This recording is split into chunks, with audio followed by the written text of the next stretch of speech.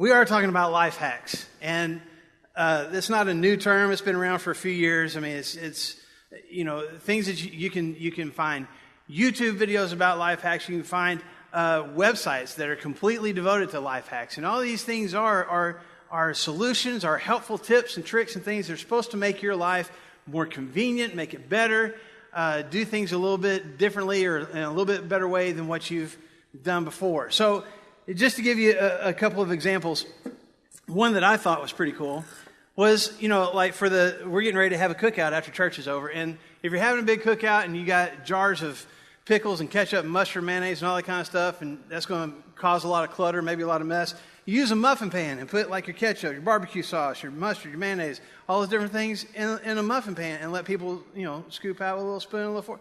That's pretty smart. I never had thought of that. There's some of y'all that are going, waste of time. And there's some of y'all that are going, hey, I like that idea too. So there's that. Feel free to use that. I don't know if anybody wants to use that for our cookout today, but you're welcome to come get that.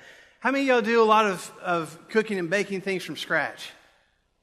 A few hands go up. Okay, mostly microwave like I do? Good. All right. So if you have problems with recipe books, especially older ones that don't necessarily stay open that well, or you have a hard time looking down and then doing ingredients and looking down again, you can take a hanger like this and put your cookbook on it like that. Isn't that great? And you hang it from the cabinets, and just be cooking and stuff. Isn't that awesome? Yeah. Thank you for the applause, teenagers. Yes, I'm with you. I'll never use a cookbook, but if I ever did, I might employ that. Now, here's one of my favorites. You have little speakers for your iPhones, right? Your smartphones, you're playing your music, and you have the speakers you can plug into and make the music a little bit louder. And some of us don't have those, or maybe your speaker's not charged up, you lost a cord to it or something. You can take a toilet paper roll and cut a little hole in this. And I'm proud of this. I made this last night. Tyson's my witness. He watched me do it. Took me about a minute and a half. You put your phone in here, and it makes little speakers. And then if you put some thumbtacks in the back, see, you got a little stand for it now, although that's not standing up as well. But anyway, you can have it stand up, and you can tap your music and all that kind of stuff. And I saw some people, I didn't go to this much trouble, but you can take some plastic cups and cut holes in the sides of them and attach them on the end, and then you got speakers pointing out. Yeah, see, some of you are going, that will be in my office tomorrow. Yeah, so feel free to use that if you want to. These are examples of life hacks. These are examples of things that are supposed to either make your life more convenient or do something a little better or fix something without having to go buy expensive tools and parts to fix it. And maybe you have some of your own. Maybe you've gone to some of these websites or you've seen somebody post something on social media that you're like, I'm going to try that myself. I'm going to do that myself. They're supposed to fix a problem. They're supposed to address an issue and make it better. Here's the thing that I'm dealing with in my life. Here's some way that I can fix that or that I can address that. The need for those kind of solutions, I believe, applies to more things than just do-it-yourself crafty projects. I think that many of us have different aspects of our lives that we probably need some kind of a life hack for. There's some of us that our marriages are struggling, and we don't know exactly what to do to make it better. And we need a life hack. We need something. We need some answers and some solutions to make that relationship better. Some of us struggle with our parenting. We don't know exactly what we're doing. We feel like we're getting it wrong, and we might need some help in just knowing, how am I supposed to handle this situation with my kids? How am I supposed to make that relationship better? Some of us struggle with that with our parents, knowing how to get along better with them. How do I make some choices or do some things differently? Give me a life hack that will help my relationship with my parents be better than what it is. Some of us look at our finances, and some of us are going, man, I definitely need a life hack for that. I need something to make that better, to feel more secure in the finances I have and what I'm doing with my money. Some of us can even just look at different things that we deal with, not specific situations, but just our own attitude. I'm stressed, I'm angry, I have resentment, I'm fearful. And I need some tips, I need some help in figuring out some solutions to those things. And that's what we're going to talk about for the next several weeks. And maybe we're going to talk about some principles that you never knew before, some things you never heard of before. I never knew that you could take a pants hanger and make it a cookbook holder. I never knew that.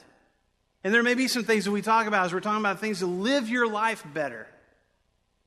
There may be some new principles for you. Or it may be some things that maybe you've heard before, maybe you realize I have some of those skills, I have some of those attributes, I have some of those qualities. I just need to learn how to use them, how to do those things better. That's what we're going to work on together as a church family. But part of it is I think, recognizing when we need the life hack. When do we need things to be better? When do we need to improve a certain aspect of our lives? And I want to give you a few principles, kind of a self-test this morning, a few principles to look at and recognize whether or not I need something to improve a certain aspect of my life to be better than what it is. I need a life hack, first of all, when what I'm doing isn't working. When whatever it is, whatever aspect of my life is just not working. I'm putting effort into it, I'm trying, but it just doesn't seem to get any better. It doesn't seem to improve. It's just not working. Some of you heard me tell the story of my first, I believe it was my first year of marriage. Actually, it's my second year of marriage. And Christy was teaching elementary school at the time. And I had the day off, and I thought, you know what I want to do? I'm going to surprise my wife. She's been working at school all day with a bunch of bratty kids, and I'm going to make her day for her. I'm going to make supper. So when she gets home, I'll have supper made. And I told you guys a few minutes ago, most of my cooking needs to say microwavable on the box, right? But I thought I can do this. I've watched her do stuff. I can make this from scratch. And so there's some I don't know. I was opening cans of stuff and warming them up. I don't remember all that. But we had a bag of potatoes, and I was going to make mashed potatoes from scratch. I had seen her do it. I had helped her do it. I can do this. And so I got these potatoes, and I got I'm washing them off, and I was going to peel the potatoes in the sink, right? And I get the potato peeler out, and I'm just going 90-0 on this potato. I'm just hacking and hacking and hacking and hacking, and nothing seems to be coming off. I mean, kind of some brown fuzz coming off of it, but it's not peeling. It's not taking off the peel. And I'm like, I've seen her do this. I watched my mom do this. Why is this not working for me? And I had never used a potato peeler before, okay? Judge me if you want to. I never had. And so I'm working on this. My arm's getting tired peeling, trying to peel this potato. Christy happens to walk in the door, and I'm on like my second potato at this point. I've been working on it for a while and just, working to get this peeling off. And she's like, well, what are you doing? She's all surprised. What are you doing? And I'm like, I was going to make you supper. But something is wrong with this potato peeler.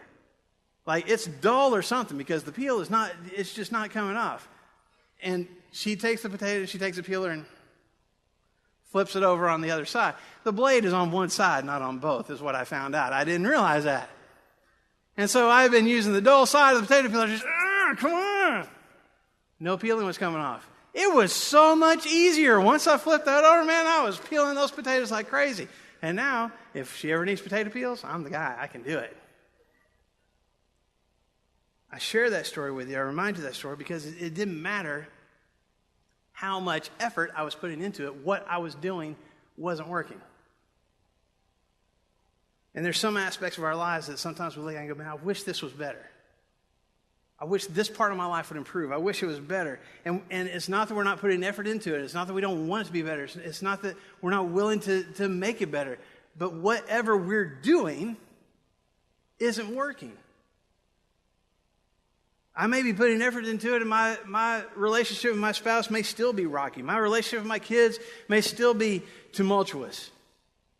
My work might still be stressful. I might still struggle with anger. Why is it that I can't get better at this? I may be in need of some help and some answers and some tips and some action steps that can show me how to do what I'm doing better. To do it in a better way so it's actually going to work. So sometimes I need a life hack whenever whatever it is that I'm doing isn't working. Sometimes I need a life hack when what I'm doing is just what I've always done. There's a famous saying that the definition of insanity is continuing to do the same actions over and over again and expecting different results. And in that sense, within the context of that definition, it is insane to continue to keep talking to and treating our spouses the same way and expect things to be different. It is insane to keep parenting the way that we always have, to keep treating our parents the way we always have, and expect that relationship to be any different. It's insane for us to keep spending and spending and spending and going into more and more and more debt and wonder why we're not getting out of debt. Wonder why the bills keep piling up. Expecting something different to happen. If my spouse always seems to get upset when I do a certain thing, when I use a certain tone, when I say things a certain way, when I squeeze the toothpaste the wrong method, if they get upset at those kind of things, then I shouldn't be surprised when they get upset. If my coworkers can't trust me to do the projects that I say I'm going to do in the time that I say that I'm going to do them, then I shouldn't be surprised when my coworkers seem to struggle in trusting me. I might need to learn to do something differently than the way I've always done it, because whatever I'm doing is not working. I need a life hack. I need a life hack sometimes when I don't know what to do. When there's this aspect of my life that I wish was better, and I have no clue how to make it better. I don't know what to do. It's never been modeled for me before. It's never been taught to me. I've never learned how to do anything different to what I'm doing. I remember when our first son was born, and part of the process when they checked us out of the hospital is, this nurse would walk down with us out to the car and would watch us put the car seat in with the baby in it and make sure that we did that all correctly and all safe and everything. So I had this car seat, and to be honest with you, I probably should have practiced ahead of time putting the car seat in the car, because I hadn't. And so we walked down, and I've got this new baby that we're like, you're in charge of this life from now on. And I'm walking down to the car, and we come in, and like, I don't have the base strapped in right with the seat belt, and then I couldn't figure out how to get the car seat that he was actually in down into the base. Some of y'all are laughing because, I should have practiced ahead of time, because I'm sure that, I'm looking at the nurse going, hey, can you help me with this? And she's like, that's your job. Like, you're supposed to be able to do this. I've never done it before. I didn't know what to do. You've probably had situations like that, not necessarily with a car seat, but you had situations where it's a time in your life that you've never had to deal with before. You never had to deal with your kids making bad choices and getting in trouble and doing some things that you never would have done. You never had to deal with the loss of a job before, but now it's here, it's happened. You never had to deal with a friend stabbing you in the back, betraying you, and not knowing how to process that and how to deal with that, how to forgive that. You never had to deal with the kind of stress that you're dealing with right now, whether it's because of job or kids or a combination of all those things. I've never felt the kind of stress and worry that I feel right now, and I don't know what to do with it. When those situations happen in our lives, when those times come in our lives, we might need a life hack. We might need some help, some solutions to make that aspect of our lives better. That's what we're talking about. That's when we need the things that we're going to be talking about. These are just some of the reasons why we might need a life hack in our lives. And I promise you, we won't deal with every life situation that you're going to encounter for the rest of your life. We're going to deal with some of the things that are more common. Some of the things that a lot of us come up against, and some areas of our lives that a lot of us struggle in. But there will be different actions that we'll need to take depending on the situation that we're dealing with. And some of those actions will be common for all of us. So some of those may be different for some of us. But I hope that you're going to keep coming back every single Sunday. I hope that you'll bring somebody with you. I hope that together we can learn ways to make our lives better. The one, one major difference between the life hacks that I showed you this morning with the muffin-pan and the toilet paper roll speaker, those things are supposed to make your life easier and less complicated. It's supposed to be a quick fix, an easy fix to something.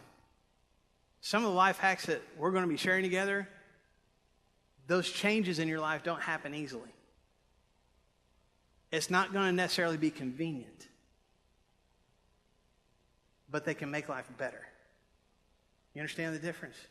We're going to give you, hopefully, give you answers, solutions, help to some things that you might be dealing with in your life. And it may take a lot of effort. It may be difficult, and you may fail a few times. But ultimately, there's some things that we're going to find in the Word of God together that are going to help us get through this life better and help other people experience life better as well. There's some common things that we need to do, though, when we come up with a situation where we need a life hack. There's some things that no matter what we talk about over the next several weeks, some things that are in common with all these different situations. And I want to give you those very quickly, and we'll be done this morning.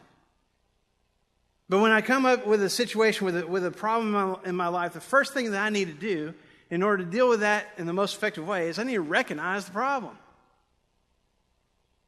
I know that seems rather obvious, but sometimes this is where I need to start. I need to recognize the problem. I might need to recognize that there even is a problem. And that there is a part of my life that could be better, that there is a part of my life that could stand improvement. And that may take insight from somebody else. And that may take me shutting things off, getting away from my phone and TV and whatever else for a while, and just sitting still and going, what's hurting in my life? What could stand improvement in my life? What could be better? Recognizing if there is a problem, recognizing that there is one. There's a story that's told in the Bible in the Old Testament, in Numbers chapter 22, of a guy named Balaam. And Balaam was on his way to do something that God didn't want him to do. And Balaam was riding on a donkey on his way to go wherever it was that God didn't want him to go, to do whatever it was that God didn't want him to do. And God had an angel of the Lord standing in the road to block Balaam from where he was going. Only Balaam couldn't see it. Either God wasn't allowing him to, or he was so distracted by where he was going and what he was doing that he didn't see it, but the donkey did.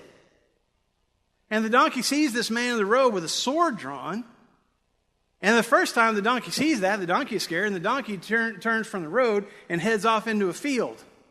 And just goes walking into a field, and Balaam's like, what in the world?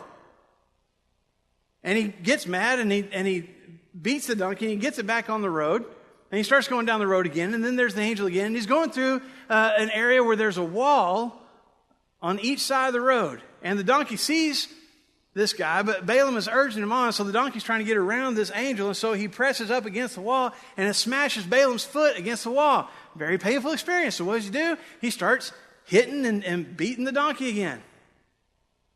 And then the third time, an angel appears in the road, and Balaam doesn't see it, and the donkey is like, well, I went to the field, and that didn't work, and I moved over to the side, and that didn't work, and the donkey just lays down in the middle of the road. Done. I'm out. And Balaam starts beating the donkey again. And then God gives the donkey the power to speak. And the donkey says, why are you hitting me? Now, if your donkey started talking to you, how would you react? I would freak out a little bit, right? Balaam apparently thinks nothing of it and answers the donkey. Why are you hitting me? Well, you did this, this, this, and this. And the donkey says, have I ever done this before? And Balaam says, well, no, but it's happening now. They're having this whole argument and conversation. He's having it with the donkey. Numbers chapter 22 and verse 31. It says that then the Lord opened Balaam's eyes, and he saw the angel of the Lord standing in the road with a sword drawn. And he bowed low face down. Balaam was having issues. His trip wasn't going that well. He kept trying to go one direction, and it wasn't working. And the thing was, it wasn't working because there was a problem in front of him, and he wasn't seeing it. We find ourselves in that situation sometimes. There's problems, there's frustrations, there's things going on in our lives, and we're not recognizing it. And we're trying to keep pushing through and keep doing what we've always done, and we're not addressing the problem. And if we would stop and we would open our eyes and realize what the problem is and find a solution to it, life would go a whole lot better. But until we're willing to be humble enough to go, I have problems, I have issues, there is something that needs to be addressed in my life. Until we're willing to do that, it's going to continue to be a problem. So you want to experience a life hack in your life, the first thing you need to do is recognize that there is a problem. And then also recognize what the problem is. Recognize that there is a problem, and also recognize what actually is the problem.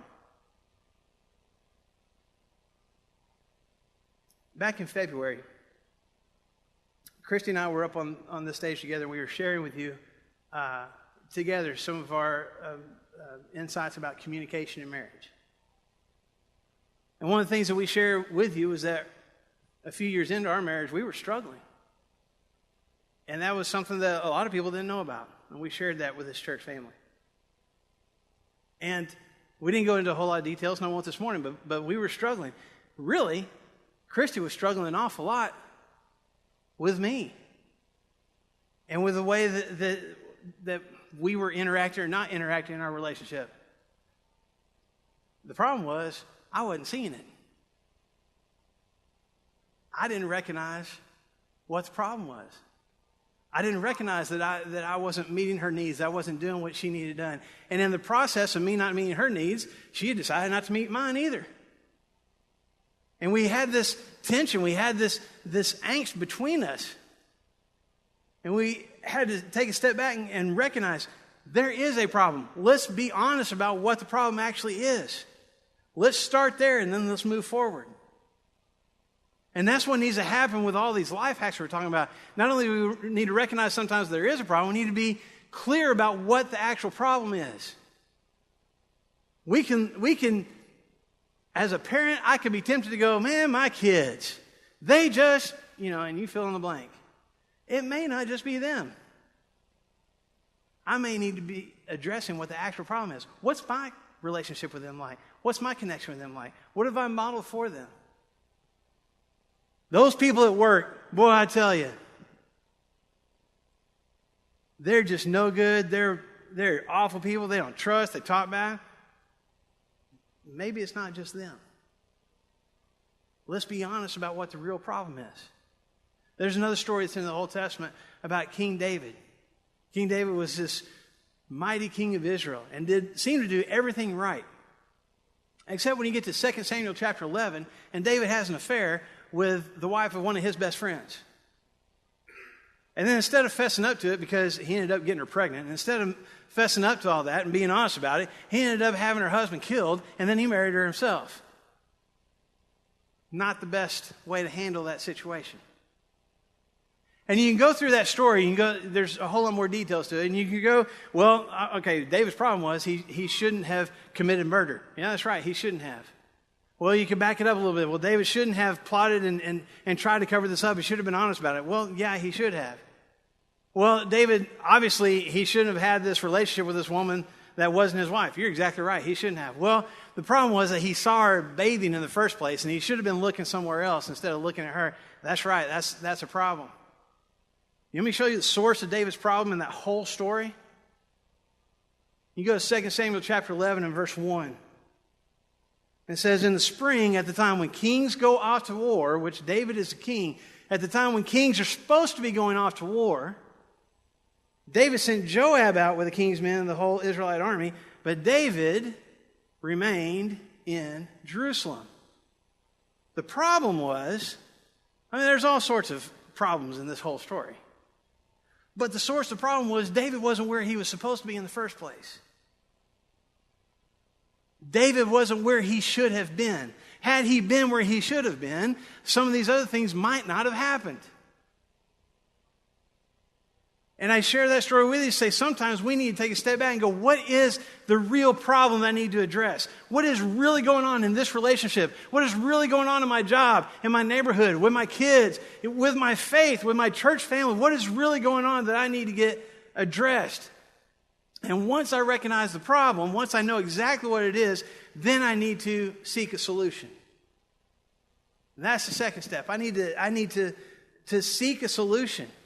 If you spend a few minutes on Google or Pinterest or any kind of social media, you'll find all sorts of life hacks. You'll find all sorts of ways to deal with frustrations and inconveniences in your life. And let's be honest, there's some of us that will search for hours for a better way to keep electrical cords from getting tangled behind the entertainment center. or for better ways to get stains out of our favorite shirt. But we can't take the time to figure out how to help our kids make better choices.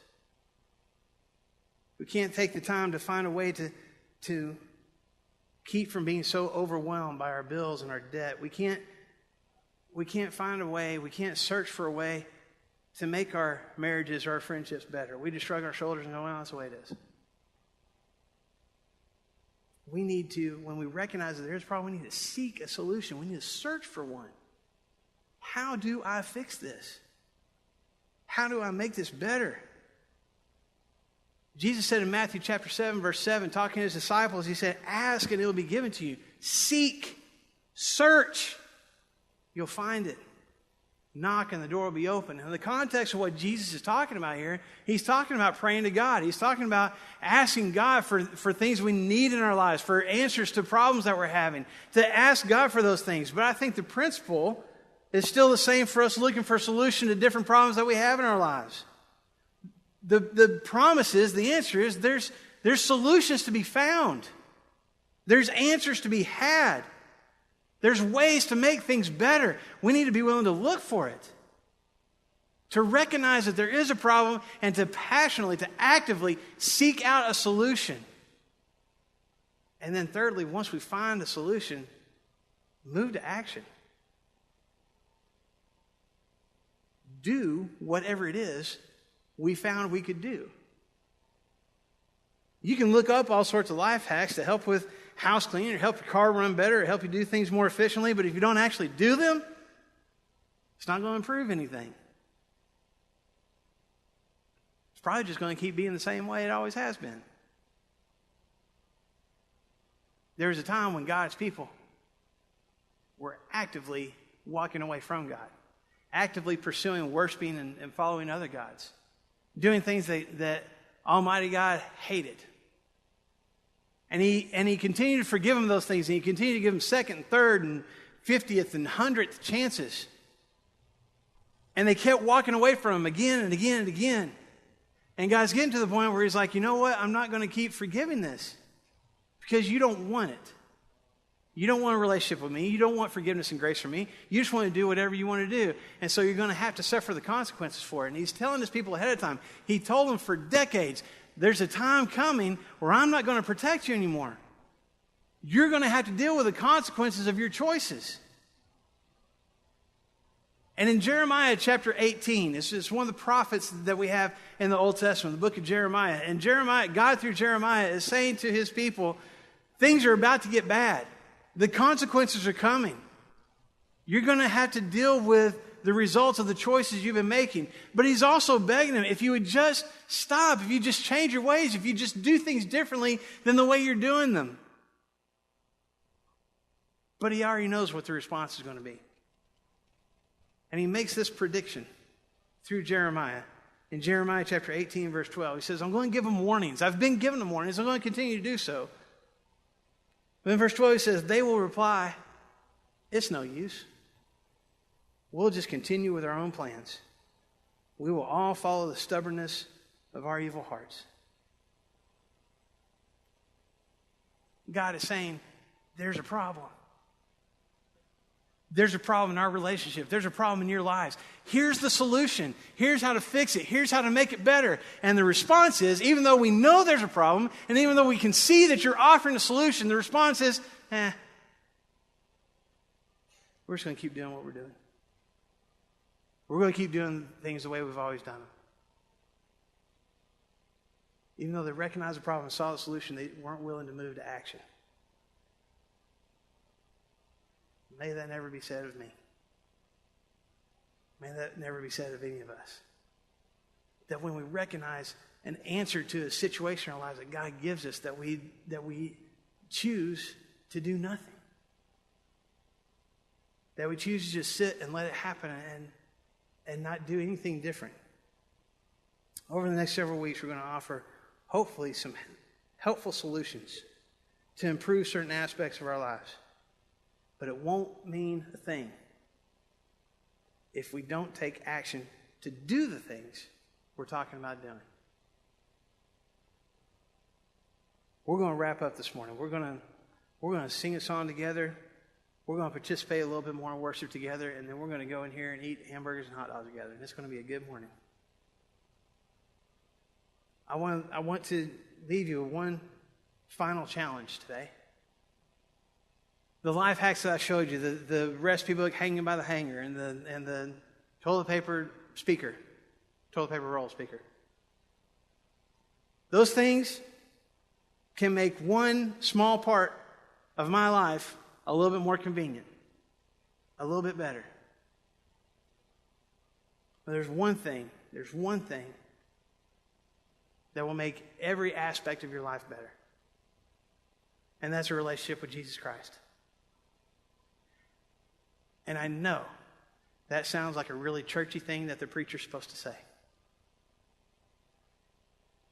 I want you to hear me this morning. There's nothing that can improve every aspect of your life better than a relationship with Jesus Christ. That relationship will make your marriage better and make your parenting better and make your relationship with your parents better. It'll make your jobs better and make your friendships better. It'll make your health better. It'll make your attitude better. It'll make your faith better. Have that relationship with Jesus and watch your life get better. And if you don't have that this morning, when we stand together in just a moment, we sing this song together about how of all the things that we need in our lives, of all the things that can make our lives better, the one thing that we need the most is Jesus. While we're singing the words of that song, I would encourage you, if you don't have a relationship with Jesus, you need to fix that today. That's the one life hack, for lack of a better term, this morning. That's the one that you need. And we would invite you to come forward and say, I'm ready to give my life to Jesus Christ. I'm ready to make Him the number one thing in my life. I'm ready for my life to be better because of my new relationship with Him. And we'll help make that happen. And if you used to have a relationship with Jesus and you've walked away from it, and you're sitting there this morning recognizing, man, things are so much better when I had Him in my life, when I felt closer to Him, then we would invite you to walk down to the front and even though that might feel awkward and uncomfortable, to say, I'm ready to feel that relationship, that connection again, because I want my life better than what it is right now. And we will surround you with love and with prayer, and we will do whatever we can to help make that happen. Don't leave here today. Don't leave here today thinking my life's just going to keep being the way it always has been. If something needs to change, let's help make that change happen. Let's start that today. We want to help if we can. While together we stay and sing. I need you more than yesterday. I need you more than words can say. I need you more.